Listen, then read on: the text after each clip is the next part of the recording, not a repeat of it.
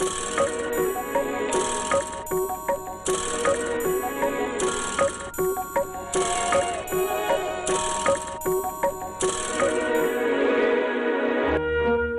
12 mars dernier marquait l'ouverture de la pêche en France et nous avons voulu vous faire découvrir la pêche à la truite en eau vive. Aujourd'hui, c'est un loisir qui se pratique à merveille dans la vallée de la Bruche. Eric, Marie-Pierre, Gérard et les autres vont vous faire découvrir cette charmante vallée, mi-vosgienne, mi-alsacienne. À 2 pas de chez vous, l'évasion est garantie.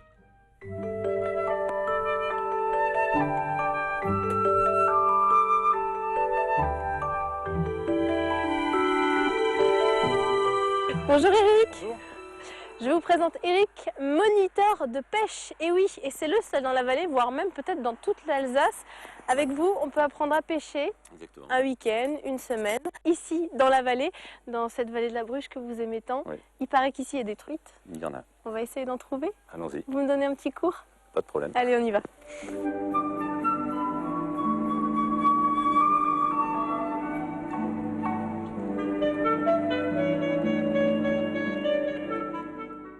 Tendez le bras vers l'avant.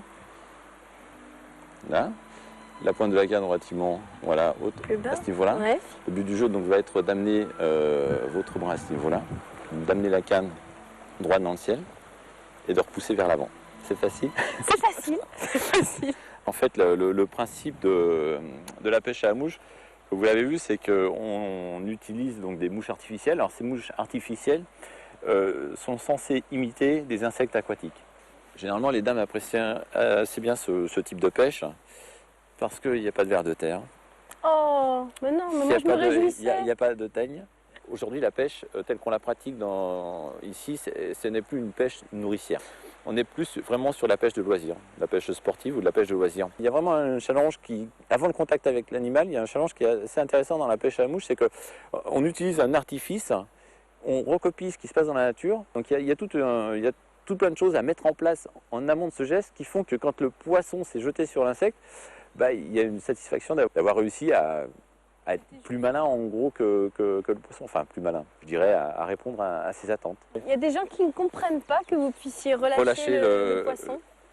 Oui, il y en a qui, disons qu'ils ne comprennent pas, c'est pas qu'ils ne comprennent pas, c'est qu'ils sont surpris. Parce que c'est encore dans énormément de mentalités, c'est que le fait qu'on aille à la pêche, c'est pour attraper un poisson et si on l'attrape, c'est pour le manger. Après, moi j'ai fait de la pêche un sport, un loisir, et puis quelque part, il y en a qui le disent aussi comme ça, c'est que le poisson, c'est entre guillemets, parce que lui, il ne le veut pas forcément, mais c'est devenu un partenaire de jeu, quoi.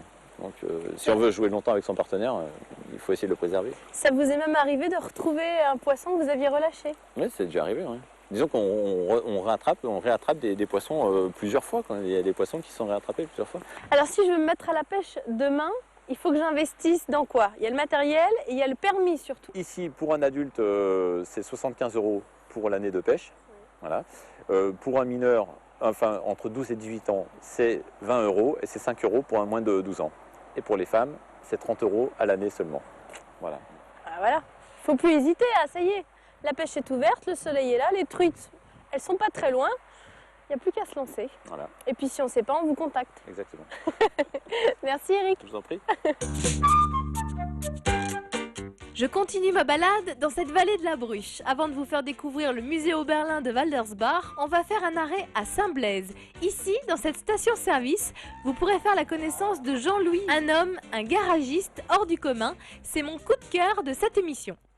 Jean-Louis, c'est extraordinaire ce petit engin. C'est un buggy volant. Et oui, vous l'avez inventé vous-même. Tout à fait, oui. J'arrive pas à croire qu'il vole. Si. Donc c'est une voiture volante, donc c'est un buggy qui vole et qui roule sur la route. Donc il a un petit moteur thermique qui permet de circuler sur la route et il peut aussi voler du fait qu'il a une hélice derrière, donc que j'ai montée évidemment, avec un moteur ULM. Il a aussi une voile et puis on déplie la voile et on se trouve un terrain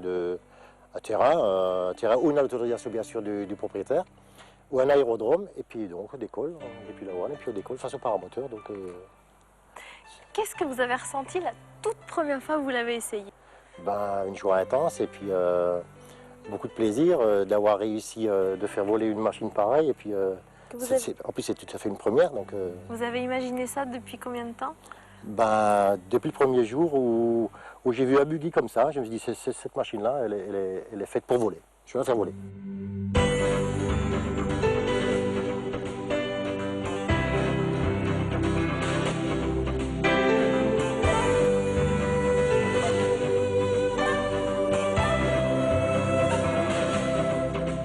Vous n'êtes pas seulement inventeur, Jean-Louis, vous êtes aussi un passionné, on va dire, d'engins volants identifiés, mais plutôt étranges. Qu'est-ce qu'on a là? C'est pas un hélicoptère? Non, alors cette machine s'appelle un autogire ou gyrocoptère. Donc c'est une machine qui a la particularité d'avoir un rotor qui tourne tout seul, quoi, comme une éolienne. Et pourquoi vous avez voulu acheter cet appareil? Apparemment, vous êtes 200 en France à l'avoir, c'est quand même très peu. Disons, j'avais fait un petit peu le tour de tout ce qui est voile, parapente, paramoteur. Je voulais aller un peu plus vite et un petit peu plus loin. Donc cette machine, elle a un domaine de vol qui est de 0 à 200 km/h, vitesse maximum. Et avec le réservoir, j'ai 5 heures d'autonomie, donc on peut quasi traverser la France, quoi. C'est vrai qu'il faut que je bouge tout le temps. Je ne peux pas rester sans rien faire, il me faut des nouveautés en permanence. Il me faut toujours du nouveau. Je ne peux pas rester sur quelque chose que, quand c'est acquis, c'est fait, machin, il faut que j'aille devant, je suis comme ça, il faut que je bouge tout le temps. Il faut que j'ai toujours quelque chose devant moi, sinon ça ne va pas. Et le fait d'habiter dans cette vallée, ça vous donne aussi envie de la découvrir différemment? Oui, cette vallée, donc déjà comme ça, elle est magnifique. Alors, vue du ciel, c'est sûr que c'est une autre vue, une autre dimension, et à mon avis, encore beaucoup plus beau. Elle est déjà belle, mais... Vous préférez vue du ciel? Bien sûr.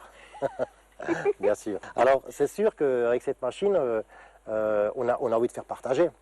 Alors, je propose des vols découvertes, j'emmène donc du monde pour leur faire partager ma passion, puis leur faire découvrir la vallée aussi du ciel, et leur faire vivre une bonne sensation. Oui, j'imagine. Ouais. On le fait ensemble, ce vol? On y va. Vous m'emmenez? On y va. Allez, c'est parti. J'ai pas peur du tout.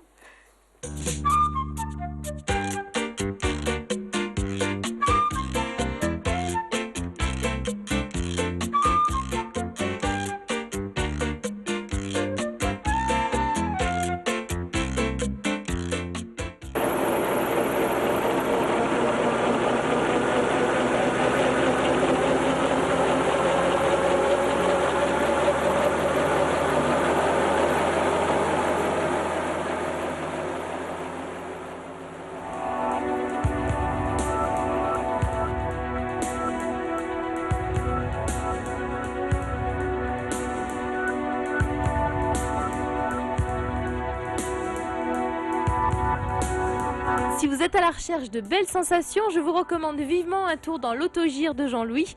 Allez, le temps de retrouver mes esprits et je vous emmène au musée Oberlin de Waldersbach. Le musée Oberlin se situe dans l'ancien presbytère du pasteur Jean-Frédéric Oberlin, qui est venu s'installer dans ce charmant petit village de montagne en 1767. Ce pasteur, pédagogue et humaniste, fonda ici la toute première école maternelle, les poils à tricoter comme il les appelait. Aujourd'hui, ce musée accueille toujours les enfants et propose toute une palette d'animations dans la lignée de cette pédagogie apportée ici par Oberlin. Ça tombe bien, aujourd'hui c'est l'atelier confection d'encre naturelle. Marie-Pierre, nous allons devenir des magiciennes de la couleur? On va essayer, hein. Donc là on a un atelier de couleur, d'encre végétale et les enfants sont en train de fabriquer leurs encres. Et le but c'est quoi de cet atelier? C'est fabriquer sa couleur, voilà. Oberlin, quand il faisait ses planches d'herbier, ses petites cartes, hein, il colorisait des fois ses empreintes. Donc ici, nous, c'est aussi important de fabriquer une encre, de savoir fabriquer une encre.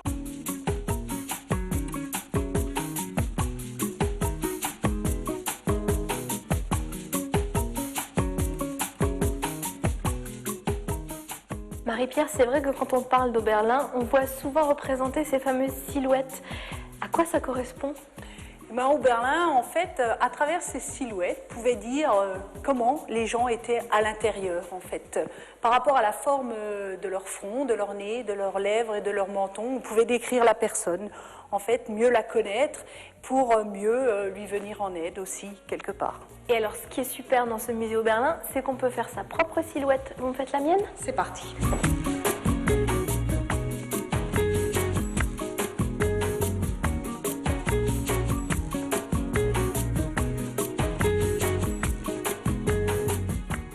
essaye de faire manipuler les enfants au maximum, déjà dans la visite du musée, c'est prévu, et puis aussi dans les ateliers. Donc les ateliers prennent vie par rapport à la collection du musée, et chaque enfant va fabriquer un objet qu'il rapportera à l'école ou à la maison. Le musée Oberlin de Waldersbach vous attend pour une visite libre ou une animation. Quant à moi, je monte sur les hauteurs du Climont où Gérard Goetz va chercher sa confiture qui servira à la recette de la semaine. Gérard, j'ai l'impression qu'on arrive à point pour la dégustation confiture de... Griotte. Griotte, oui, c'est la griotte Fameuse aujourd'hui. petite griotte. Alors attention, elle est très chaude. Hein. Ouais. Voilà, On va pas se brûler, hein. Ça c'est quoi? Ça c'est l'odeur de l'enfance, hein, Gérard? Ouais, ça sent bon, hein. Voilà. Superbe. Que de souvenirs qui reviennent. Superbe. Juste le sucre qu'il faut et la petite acidité derrière de la griotte, c'est magnifique. Voilà. Ouais, bravo. Combien de confitures différentes vous avez ici? Alors nous sommes actuellement à 35 variétés différentes. 35 variétés. Et la préférée c'est quoi? Celle qui marche le mieux? Celle qui marche le mieux, eh bien déjà ici en Alsace, on va dire c'est l'églantine, c'est un des musts. Nous avons également la petite myrtille sauvage. Bah, ici c'est le meilleur endroit hein, pour la Voilà, myrtille. tout à fait, oui, oui.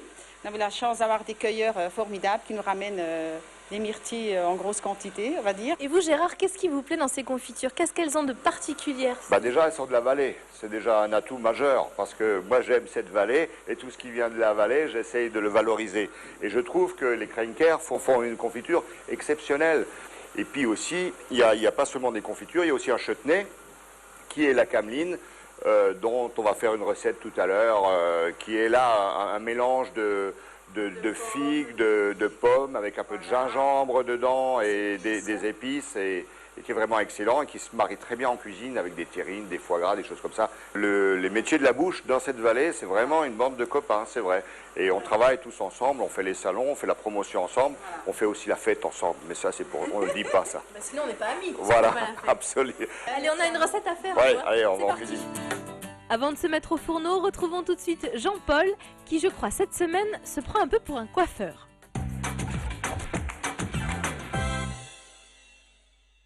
Bonjour Jean-Paul. Bonjour Caroline. Ah, il y a encore du boulot. Je pensais qu'on se mettrait au chaud. Non, on va profiter un peu du vent froid. Qu'est-ce que vous allez Pour faire faire de la là? taille. Ben, voyez, là, j'ai des cornouillers, donc des cornouillers à bois décoratif. Le feuillage aussi, d'ailleurs, est très beau. Hein. Il C'est est un feuillage, rouge. à l'automne, mais disons là, en saison, il est rouge panaché. Donc ce bois, effectivement, rouge vif.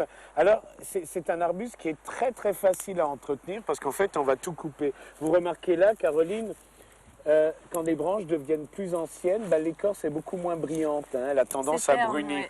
Alors que si on coupe, ben, l'arbuste qui est vraiment vigoureux, il va développer un tas de nouveaux rameaux, donc des rameaux tout jeunes, et les rameaux les plus jeunes ont les couleurs les plus éclatantes. Et il faut le couper maintenant. Oui, oui, on le coupe en début de saison, puisque c'est un arbre qui est décoratif par son feuillage et par son bois. Donc c'est pas comme un arbre qui fleurirait au printemps, où là il faudrait attendre la fin de la floraison. Hein. Là on coupe. Et alors c'est facile, il n'y a même pas de règle, hein, je dirais, on coupe le plus bas possible. Ah, carrément. Voilà, vous pouvez donc prendre un sécateur ou ce genre de cisaille à deux bras et on coupe tout. Et c'est valable pour d'autres arbres alors? Des coupes aussi sévères? Non, pas tellement. Non, hein. C'est vraiment les cornouillers à bois décoratif parce qu'on veut qu'ils fassent sans arrêt des nouvelles branches. Là, il ferait, si vous ne le faites pas, si vous faites cette taille n'est pas obligatoire, c'est vraiment qu'une taille qui a un but esthétique. Si vous ne faites pas cette taille, ben, il développe des nouveaux rameaux, mais le bas des branches va progressivement se ternir. Donc c'est une taille de rajeunissement. Moi, chez moi, ça ne marche plus, mais bien sûr. Qu'est-ce qu'on peut tailler chez vous? Oui. Les cheveux? Là, c'est peut-être pas le moment.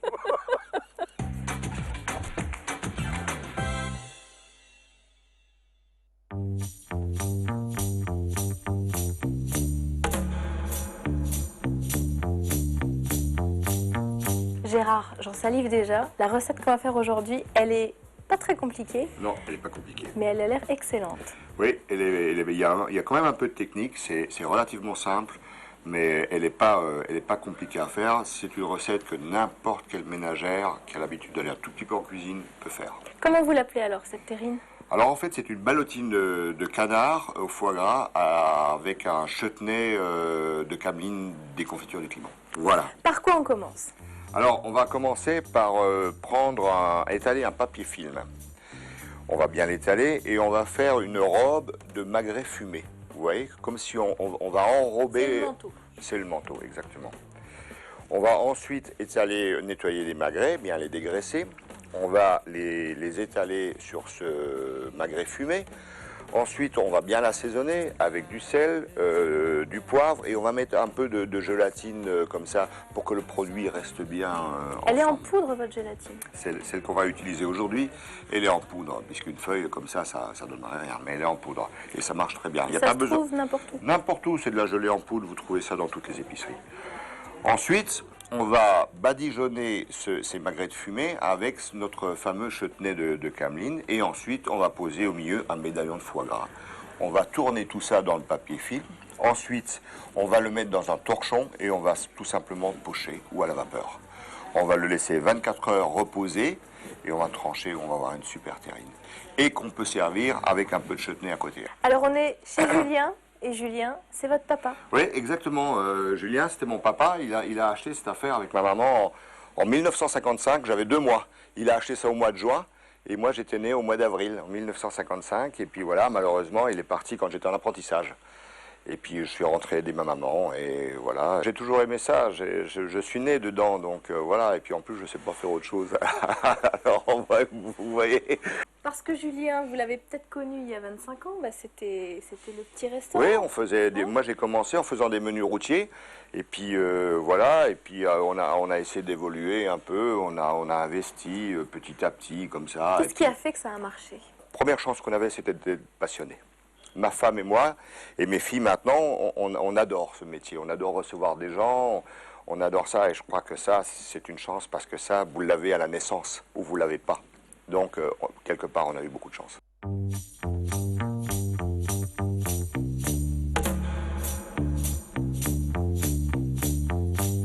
Eh bien écoutez, je prends rendez-vous, on se reverra quand il fera meilleur. On ira dans les champs chercher des plantes et on s'en fera d'autres des recettes. Absolument. En tout cas, ravi d'avoir été avec vous, Caroline. Eh ben moi aussi. Ouais. Merci Gérard pour ce bon moment.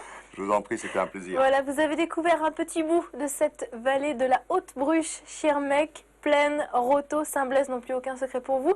L'émission, vous pouvez la revoir et revoir sur le www.alsacevin.tv. À la semaine prochaine. Ciao.